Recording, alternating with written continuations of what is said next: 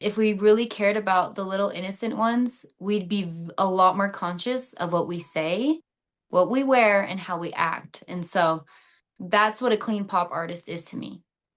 Today's guest is Liahona Olayan, a rising pop artist whose voice carries more than just melody. It carries purpose. Known for her breakout as a top 24 contestant on American Idol, she has continued to build her path as a clean pop artist, creating music that uplifts, inspires, and reflects strong personal values. With deep cultural roots and a clear sense of identity, Liahona stands out in an industry where authenticity is often tested, choosing to stay grounded in who she is while pursuing her dreams. But beyond the spotlight is a story of resilience, faith, and intentional growth. Liahona isn't just building a music career. She is shaping a message that challenges the norm and encourages others to embrace who they truly are. Welcome to Become the Victor, where we don't just talk about what someone went through, we talk about who they became because of it. Please welcome Liahona Olayan. Aloha! It's so nice to be here.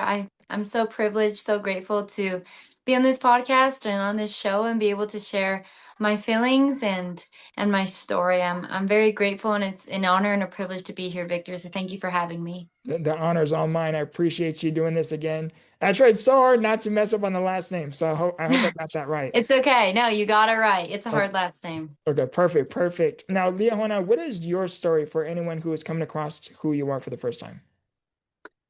Oh man, my story is a very long story, honestly. But as broad of a question as that is, I guess my story is yes, I am a clean pop artist. I'm a firm believer in God, and I'm somebody who will always stand for truth, no matter where I am, what I'm doing, or who I am in those moments. Truth is something that I've always stood with at all times and in all things and in all places. So. My story is a pretty crazy one. I'm originally from Hawaii, so I grew up in the island of Wahiawa. My mom and her family there, born and raised.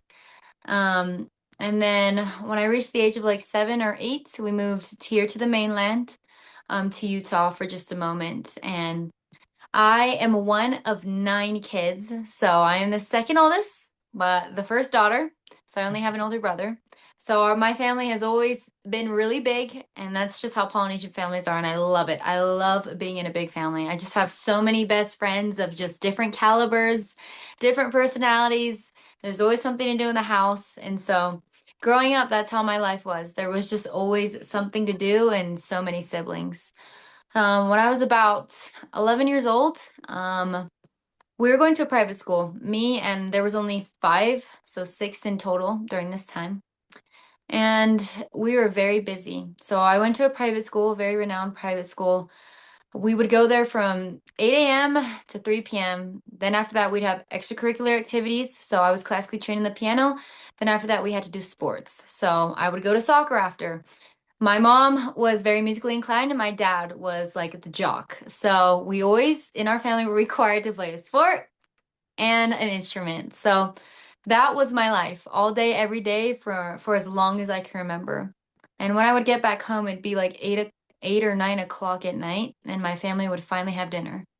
And every time we sat at the table, we always fought. There was so much contention, and it was really sad because I felt like during my young childhood years, I lived in a house full of strangers. Like they were my family, but I actually had no idea who they were. Just because they were born into my family didn't mean that I gained a relationship with them. So my mom, I remember this one day, my entire family, we just started like getting really loud at the table, and my mom got up and left. And I still remember this story to this day. She said she felt like a failure as a mother. And so that night she got on her knees and she prayed to the Lord, and she said, Lord, how can I teach my children to have humility and gratitude? All right, then the Lord told her, I want you to leave it all. That's the only way you can do it. So that's what we did. We left everything behind. We moved back to Hawaii, to the Big Island, and we just grabbed 2 suitcases. And for a year and a half, we lived in a tent and we lived off the land. So we were everything was taken away from us for that exact reason, to learn gratitude and humility. So during that time, we did live off the land. We got goats, we got chickens, we had a tent for all the siblings, and then one for my parents, and we just lived like that. We washed dishes with in the toes. We took showers with a water hose. Just very, very just on the grid. And during that time, I not only got closer to my family and I actually got to know them, but I also came close to my Hawaiian heritage and I also gained a relationship with God for the first time. It was there on my homeland in the island of Hawaii that I learned just how much God loves me and how special of a daughter of God I am. So, so special to the point where I figured out that I had the talent to write music. I remember this one day, it was a Sunday. My dad was like, "You guys need to go do something. Like, go outside, go on a walk, look for bugs," because we were just being lazy. So he said, go outside, hang out with each other, write a song, just do something. And I didn't really think much of it because I was like, whatever. But my brother, my older brother, he took my dad's words very seriously. He's the oldest, so they give that like very responsible, obedient, whereas I'm the second oldest, so like more rebel, very opposite spectrums. But yeah, so my brother heard the words, "Go write a song."